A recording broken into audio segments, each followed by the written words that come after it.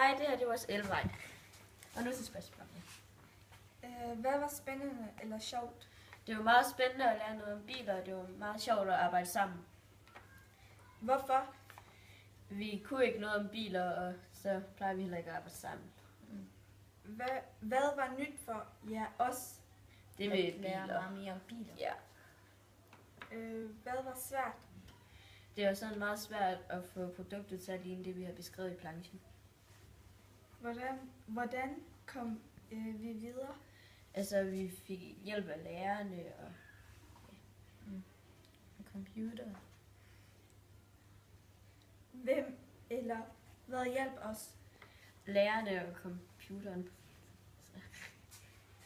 Hvad overraskede os? At vi kom videre, og vi arbejdede så godt sammen. Hvad har vi lært? Vi har lært meget mere om biler.